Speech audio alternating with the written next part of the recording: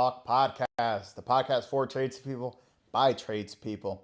And today we have another interesting topic that I want to get some insight about. And I'm going to need your help because today so many people are trying to balance everything. We understand we have, if you're at skilled trades especially, waking up 4, 5, 6 o'clock in the morning just to make it to the job site. Some of you got the vehicles home, so you got to go straight to the job site. The others have families at home, newborns coming along. And guess what? All of this stuff we have to juggle. But today's topic, I wanted to actually ask you, do you think we can have work-life balance within the skilled trades? And then let's take it to the next level. A lot of us who are listening today, you guys are contractors. You guys are builders. You guys are leaders in your own companies. And guess what? We're dealing with even more stress because not only do we have our job, not only do we have our families, but then we have other families that we have to look after, or a company that we have to make sure that's still growing, because we all understand if we're not going to grow, that thing's eventually going to pull us down.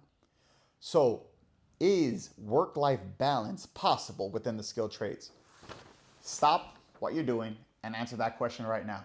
Is work-life balance possible within the skilled trade? As an apprentice, as a contractor, I want to hear your thoughts while we jump into the topic today. But once again, everybody, welcome back to the channel. My name's Will. I'm your fellow builder here. And today we're going to talk about work-life balance. So many individuals, when it comes to picking a career, they want to find a career that's going to suit them. They want to find a career that's going to benefit them, not only financially, but at the same time in their own terms. If they can work from home, maybe they want, hey, at 5 o'clock, I want to shut off my phone. That's fine. But when it comes to the realities of a job site and the different aspects of construction, for example, service, your own projects, travel time, all these different things that apply to us, is it possible to have work-life balance? Is it a simple 7 to 3, 8 to 4, 9 to 5? We're going to talk about some of those topics today. And I'm going to go over some of the topics, some of the comments, some of the suggestions that we received from our Instagram Live. Once again, we want to give a big shout out to all of you who go onto Instagram Live Tuesdays and Thursdays, 9 p.m. Eastern Standard Time, 6 p.m. Pacific Standard Time, for you guys to join us as we rehearse our live Work and Talk podcast and our masterclasses. And we are genuinely appreciative of each and every one of you who contribute to the channel. But when it comes to work-life balance, we had Adrian, we had Tennessee, we had different individuals like Diamond Electric. We have Mape, Martine. All of you guys have given me an amazing insight that I wanted to break down with you guys. So let's start with the who, what, where, whens, and whys, right? Who are we talking about? We're talking about apprentices. We're talking about contractors. Anybody in the skilled trades, I want to hear from you guys. Do you think we can maintain or we can achieve work-life balance? But to start off, what is work-life balance? For many people, work-life balance is basically telling work no and enjoying your free time. The key word in this entire scenario is balance. Balance is dictated by you at the end of the day. So you as an individual, are you achieving work-life balance? What's that ratio you're going to have for yourself? Is it 50-50? 50% work, 50% family or personal time? Or is it, 33%? Everyone has 24 hours in a day, 8 hours sleep, right? 8 hours work, 8 hours personal. However you decide to divide that up is up to you. Now the question comes down to, do you have that work-life balance, or is one dragging you down so much that it's trickling into your other aspects of your life? Remember, you decide that ratio. So work-life balance is if you are unwilling, or if it's trickling into your other aspects of life, the other ratio that you did not plan for. If you want to work 20 hours a day, go ahead. That's you. And you can say, I got work-life balance. Perfect. 20 hours in the field, 4 hours on your own. That's fine. Now, if you say, I want to do 8 hours of work, 8 hours with my family, and I'm sleeping my 8 hours, that's fine. But what happens if you start working 10-hour days? Now you're taking that 2 hours either from sleep or you're taking it from personal, right? That's the type of conversations we want to have. Remember, here at Energize Us, we're building builders and we're building leaders. Topics like these, I want you to genuinely have a conversation about. I want you to process these things. I want you guys to think about it. Because if you're saying all I do is work and that's what you want, awesome. But what about somebody else who goes, hey, I want to be with my kids. My kids are growing up. My kids are young only for a certain amount of time. I want to be with them. Awesome. Other guys are like, hey, I'm willing to sacrifice now to reach my goal. That's fine too. Remember, everybody does their own thing. And that's the beauty about the trades, because it's giving us that opportunity. But work-life balance as a whole, is it possible to achieve? Let's jump into that topic together. So when are we going to see work-life balance? Well, as we talked to some apprentices, as we did on our Instagram Live, work-life balance is possible. She explained in the union, she has a nice steady schedule. But in the apprenticeship training, there's days where she has to now go do training after hours. As a contractor, we also know in the beginning, you're wearing so many different hats, as we spoke with Martine. And guess what? In the beginning stages, to get that foundation solid, you're doing a lot of things. You're answering calls when you shouldn't be. I want to hear from you guys. But what is the common thread that we're starting to see?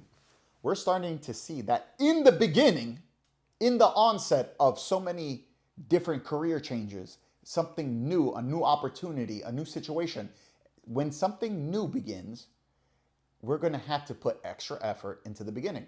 Why? Because one, it's new. You've never done it before. So your gears, you're not running on full cylinders, right? It's like when you start working out. What does everybody say?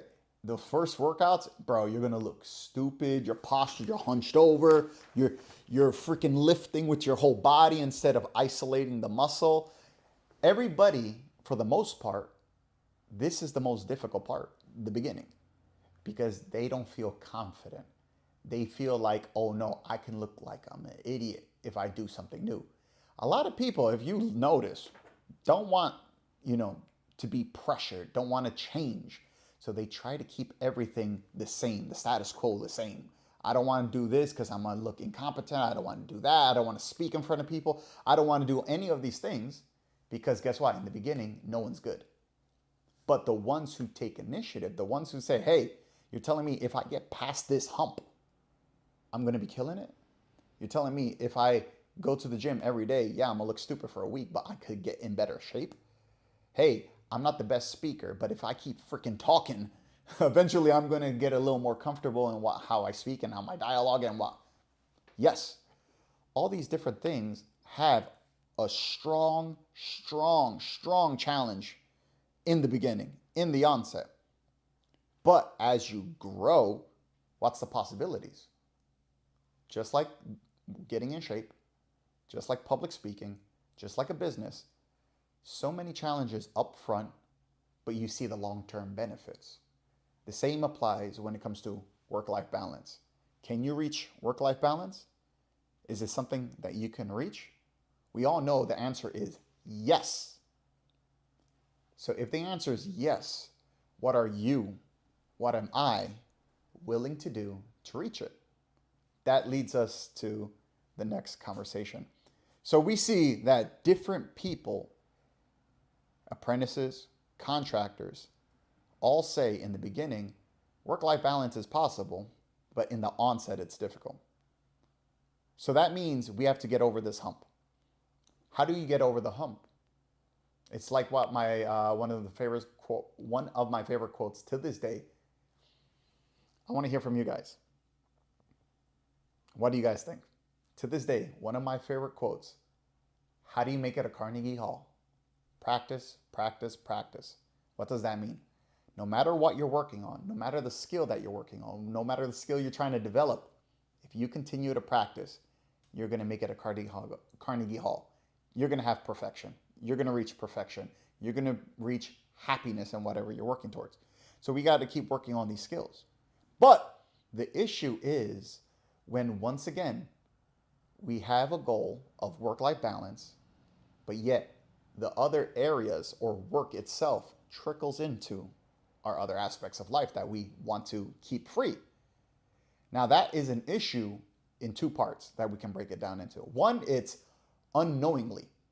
You unknowingly just keep running into the same issues. You keep unknowingly running into the same roadblocks.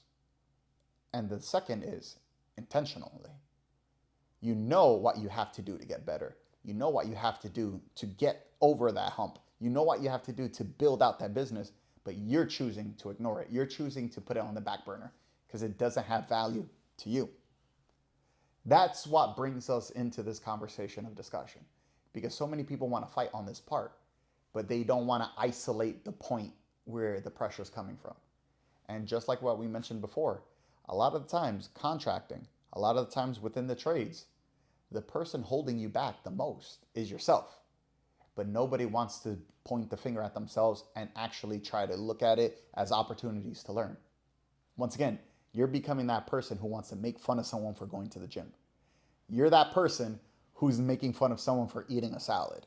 You're that person for someone who's trying. Do you know how wild that is? Because everybody wants to be the encouraging guy. Oh, you can do it. You can do it. Oh man, go at it. But when you critique someone else for growing, you're actually the bully. I call these individuals honest liars because they want to act like they're raw, they're real. They want to act like they're over here giving you the real insights. This is what it is. But just because you don't do something their way, now they can bash you. Now they feel what you're talking about isn't possible. Well, this is who I am, take it or leave it. We're not talking about that. Once again, whatever you define as success is your definition, bro. Whatever you decide as work-life balance, that's your definition, bro. Just because someone else figured it out, someone else is living it, and you don't agree with it, doesn't make it not true, bro. It's still true. You chose that you don't want to do it. And guess what? When you comment on it, that means you're actually telling that person. That's like seeing the person going to the gym and going, ha ha ha, you're out of shape. Yo, okay, and I'm going to the gym. Ha ha ha, you're eating a salad. Yep, I'm eating that salad. Ha ha ha, you're working out. You're trying. Do you see what type of person you're actually showing who you are? Not only are you just showing that you're like, one, plain up, you're an idiot. And two, you see what type of person you are on the inside. Those are character flaws. You got more work on, you got more to work on than anybody else over here, buddy.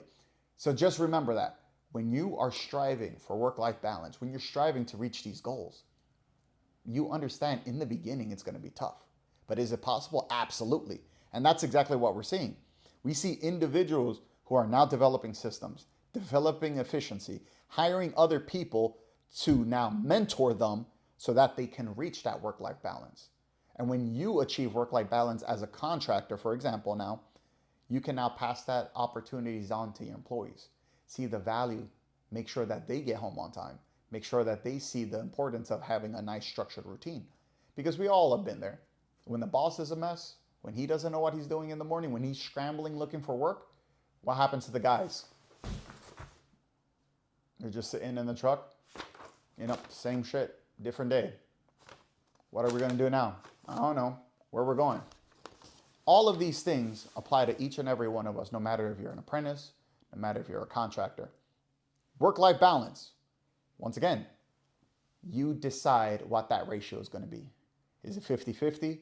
Is it 80-20? Is it 30-30-30? You decide. That's the beauty of what the trades have to offer. You get to choose what work-life balance looks like for you. Just like you get to choose what success looks like for you.